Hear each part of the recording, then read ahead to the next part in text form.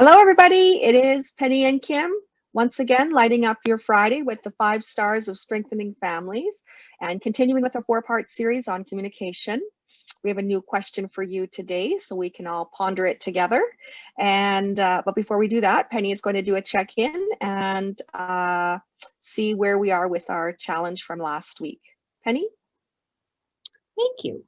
Thanks everyone for coming back and listening to us again. Last week we talked about communicating confusion over choices, actions, or decisions that your teen or emerging adult is making, and how the way you communicate that confusion makes a difference. So we talked a lot about being understanding and calming yourself down so that you can come in from a place of curiosity. And letting them know, Kim made great points about letting them know that, you know what, we all make mistakes. I've been there. I get it, right? That sense of feeling loved and accepted as a person, even though as a parent, you're not approving of the behavior, and the difference between condoning the behavior and supporting the person, right? That we really want to make that clear. And we challenged you to just try the soft, starting from a place of calm, not going in hot and bothered, but calming and just opening up the floor for conversation, and then showing that understanding of like, look, we all make mistakes. I get it. These things happen. And you know what? I'm here and we'll figure out how we're going to, there's consequences as a result. And yeah. So this week, our last question for the communication series is going to be about how you deal with or how you feel about, your teen as a representative of your family. So the question specifically, Kim, is what do you think about the idea? Oh, I got some echo there. Okay, start again. What do you think about the idea of your teen or emerging adult representing your family to the world? It's a biggie. It makes me think of a time, a long time ago, before they were an emerging teen, of the way that they chose to dress, my kids. And for me, and I feel like this starts when they're little, because you're always like wanting to dress them in their best outfit, and and sometimes they don't want to wear that best outfit. Sometimes they want to wear a skirt over top of pants, and that's what, or they want to wear their Snow White outfit to your cousin's christening or something like that. And so for me, it started there, to learn how to allow, put my own judgment aside on what that represented for our family. So I used to think if you went in wrinkled clothes, it would, and I think I even used to say, don't wear that, it looks like nobody loves you. So that was like a representation of our family, and but who was judging? It was me. I was at the front of the line, right? So I had to realize who's doing all the judging here. Oftentimes it's me, right? But I have to tell you about this one story that changed everything for me. Everybody had to wear their nicest clothes when we went out. I grew up on a farm, and so we had our farm clothes and our going out clothes, or our good wear and old wear. And when you got home, you changed into your old wear. And when you went to town, you changed back into your good wear. So we had gone, it was actually a christening that we had gone to, a relative's christening. And I'll never forget this little girl. The family's walking down the aisle with the newborn baby. And this little girl is skipping and clunking in her Snow White dress, like Snow White in the Seven Dwarfs dress, and skipping out so happy. She totally stole the show from the brand new baby, and she clunk, clunk, clunk, because she had her plastic shoes on. And I just looked at that mom and thought, that's amazing. And how did you do that? How did you let her dress and be herself, be the person who she was born to be at her baby brother's christening. But it changed everything for me. After that, I was like, if you want to wear, your superhero costume to accompany me to the store, then I've got a superhero accompanying me to the store. That, if you want to wear a pants with a skirt on, that's okay too. And so the practice started there. So by the time my kids got to be teens, I had already put that judgment away, and it was my own judgment that I had to put away. So now, I think there would be some pride, actually. A few years ago, maybe not. I might have been a bit more nervous but again, it all boils down to that judgment. So I think I'll stop there, and I'll see how what your feelings are, Penny, and maybe chime in a little bit more afterwards. But for me, it's about judgment, my own judgment mostly. Yeah, and I totally agree, and I believe that what impedes me from allowing, or how do I feel about it? Yeah. Is I think about what other people think, and I'm conscious of that. So it's an effort to step back. Yeah, to be able to say, and then some households there's a real division between, and sometimes co-parenting, that can be a struggle because one parent might think, yeah, go for it, and the other one's like, no. And so it's constantly, because sometimes you might think that the way a person dresses signifies respect in a certain area. So, in a family that goes to church, for example, going in something that's clean and that conveys a certain amount of respect for the environment. So there's all kinds of different ideas about, dressing but yeah, I think it basically boils down to acceptance of your children and acceptance of yourself as a parent. That you at this time, by the time they're teens, you've given them that foundation of what you believe, what your morals and your values are, and you've modeled that to them, and they know. And they're also becoming their own people. So they're going to take those morals and values, and they're going to look at them from all different angles, and they're going to try things on, and they're going to figure out their place. And this is a process that's ongoing from, their entire life, really, but it intensifies in the teen years, right? Where they're really sort of like different outfits. They're trying things on, right? And your continued openness and understanding allows them the freedom to be themselves in a world where we're constantly being bombarded with everybody else's ideas and who we should or shouldn't be. So this is probably one of the most difficult things for me as a parent, but I think it's one of crucial thing to have a handle on as far as conveying your love and acceptance to your children and your teens. And we talked a little bit about correcting them when they're talking in social situations, or, sort of prompting them, and how I do that. And I'm trying to stop doing that because it's not my place to do that, and never was. So that's my particular challenge, is, like you said, letting go of the judgment and what I think and what's important. It's not important what other people think about my child or my teen. It's important what my teen thinks about themselves. That's what's important. That's right. That's right.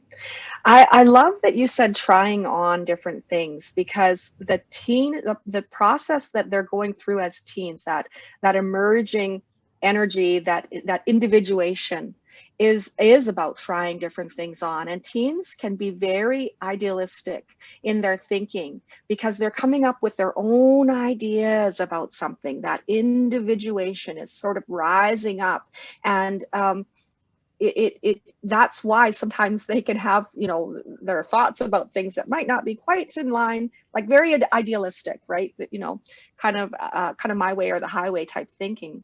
So it made me think when you were saying that, when you said maybe not disagreeing with them, but maybe saying, I wonder, or offering another way of looking at it, or, you know, a shift of a perspective if they are kind of going off on that idealistic and it's not going well.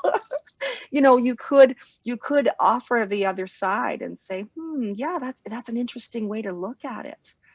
Yeah, you know, and just offer them that that's one way to look at it. There are other ways too, just kind of sneaking that in there, because um, they are going to be trying things on, and you want them to, like you said, it's such an important time for them to not be sort of squashed down back into, no, that's wrong, that's not how it is, you know. And if they see that you're embarrassed of them in front of other people, that also can squash them down too, because it matters to them how you feel about them too. It's important for them. Yes, it's important for them, absolutely, to be doing it for themselves. But if you know, even as a young child, if they're teased or somebody calls them a dummy, you know, well, my mommy doesn't think I'm a dummy. You know, our attachment with our children can shield them from what other people think, from the judgments of other people as well. So um, when we're able to hold our own uh, feelings at bay, as far as judgment and fear that, oh, they're going to be thought of, or I'm going to be judged in some way because of their actions, which is probably more the issue there. If we can hold that at bay and just have that support for them stepping forward and being this individual, and showing them that I appreciate you just as you are, and I think that'll go a lot farther than trying to correct them and be embarrassed of something that they did or said, right? Rather than instead stand behind them. How many embarrassing things did you do as a teenager? You know, like if we had somebody to support us through that, it was very, very reassuring that we're, you know, we're not in this alone, I guess. So I kind of went off on a little tangent there, Penny. So can you reel me back in at all? Yeah, so what I'm hearing is the idea that, you know, it's important for them to be able to learn that they're separate from us, and they're separating from us, and yet they still need us very much, and that our opinion matters to them because we have that connection, and that our actions, you know, we need to examine our own feelings around what other people think. And when you said that particular, what came to mind for me was, you know, owning my own pride. And I'm not proud of them, because the flip side of proud of them is embarrassed. Or so I'm proud to be their mom. I'm proud of the things I've done well.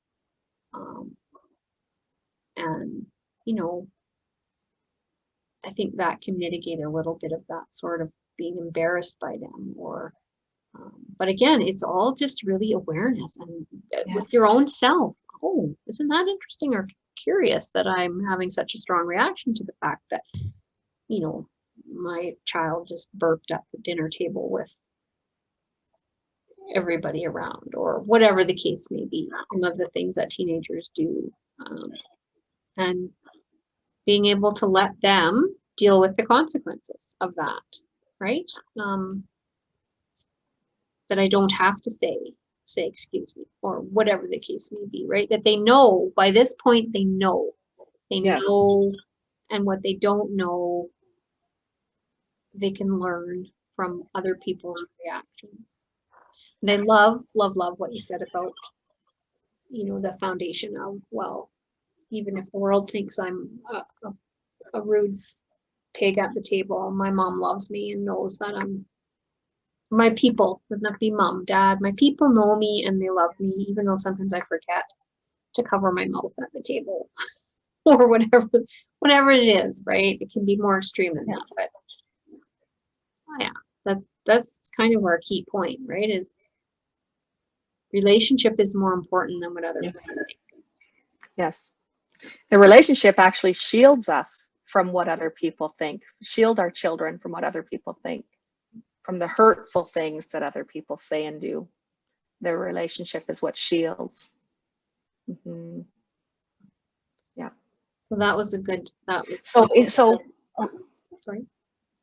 I just wanted to say, so for me, it keeps going back to, you know, if I do become embarrassed or whatever, feel that sort of bubbling up, I just always imagine that little girl skipping down the aisle in her Snow White dress. She was just her in the most amazing way. That whole building lit up with, for that little girl. Like, it was an amazing feeling to see somebody just be so freely, just be themselves. And for that mother, and you know, to let her do it, I was like, hats off to you. And I learned so much that day. So when I feel that now, I always go back, oh, this is just a beautiful expression of who this person, amazing person, is. Right? Because so often we're squashed into, you got to be this, you got to be that, you're too much, you're too little, you're too, right? This teaches, and there are boundaries, like you say, there's natural consequences that will teach them that it's not really to, you know, a good thing to, right? So there's natural consequences that'll happen. We can help teach that too, as long as we're not shaming and doing those, using those tactics to teach as well. But often they're learning just by us, and learning that they're accepted by us too. So Yeah, and I think that's a great point, and an important distinction is that I'm in no way advocating, you know, like once they're teens, that it's like game over, you have no more teaching to do. yeah. And you made that good point of in public around other people, like that's when it's embarrassing, right? Is when you're bringing these things up out in the general public. And so, you know, again, continuing to model and live your values and your morals and your beliefs is the best way you can continue to influence your teens and emerging adults, right? And how do you carry yourself in public? Are you burping at the table? How do you carry because that's how they're learning, is from modeling.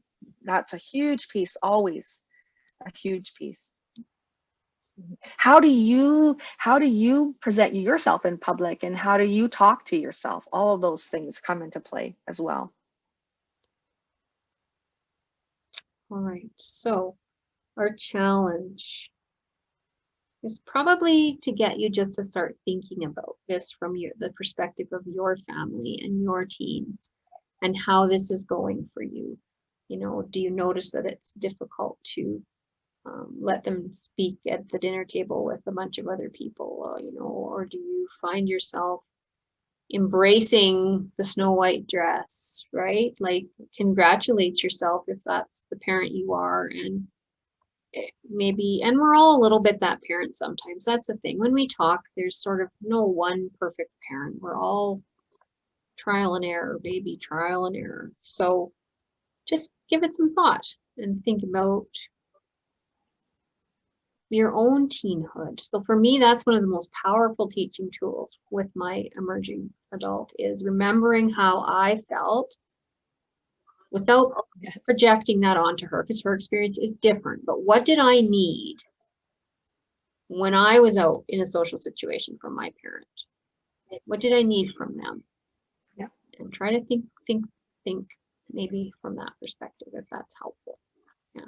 So notice, be curious,